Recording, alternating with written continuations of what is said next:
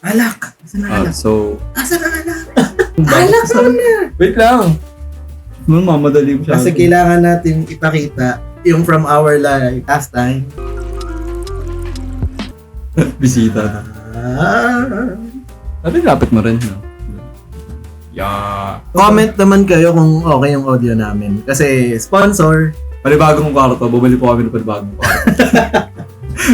I-congratulate nyo kami sa Sirong Atay. Congratulations. Doon sa dalawang video mo na Na-boosted. Bakit trinay muna natin ng walang Sige. Kasi first time ni King natikman tong Fundador Super Special. Tingnan nga. Ito na, ikaw pa ulit. Okay. Kunti mo lang. Ano amoy? Matamis siya, matamis. Ano siya, matamis. Matamis siya. Sorry. Very similar sa Liquor review to, liquor review. Very similar sa Alfonso. Hindi eh. May value eh. Sorry. Ayun guys, pansinin nyo pala, hindi na kami naghihiraman ng mic. Hindi ko alam saan niya to kinuha. Pero, balak ako siya. Para siyang para siyang perfume. Bango niya. Ito, shot ka lang. Inumin mo na.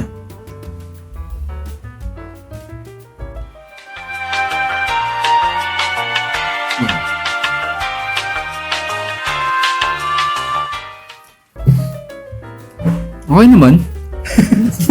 Ninong Roy. Okay naman. Ano lang, plain lang. Subtle lang siya. Hindi siya kumakagat. Si Ate Tin. Alam mo ikaw, ha? Kaya hindi kita nare-replyan eh. Panay ka inom. Ha? Manood ka dito. Sa bagay, 30 minutes walk lang naman yung Taytay to Pampanga. Pumunta kasi siya ng office one time. Wala ako. Yung wala ako. Wala ka din? Wala ako. Wala din. Yung nag-iwan siya ng pastil ba yun? Utang na. Nalala ko na naman yun. Binigay ni Raymond sa akin nung January. Puta sira. Hindi sira yun. Baka fermented yun. Hindi. Hindi ko naman din alam. Binigay sa King. Sa'yo na yan. Binuksan ko. Nag-scoop ako agad. Tapos nung pag-scoop ko agad, medyo may nalasan akong konti. Bigla ako sinilip. Nakikita mo para may na doon, may sapot-sapot na doon. Naiwan sa room niya, mainit. May explanation. Hindi, okay na. Okay na, natin. Hindi naman ako nagkasakit. Gagi, 1 month old yung kinain mo. Okay. Parang hindi siya kayang remedyohan kapag tatanggalin mo lang yung bolt sa taas. 1 month old. 1 month. Ayop. Ano pong topic natin to na? Ayan. Ayun na nga, Jericho, no? Jericho. Mag-chill ka naman. Eto, ibig sabihin, mag-chill ka naman. Friday ngayon. Pahinga naman, guys. Burnout ka ba?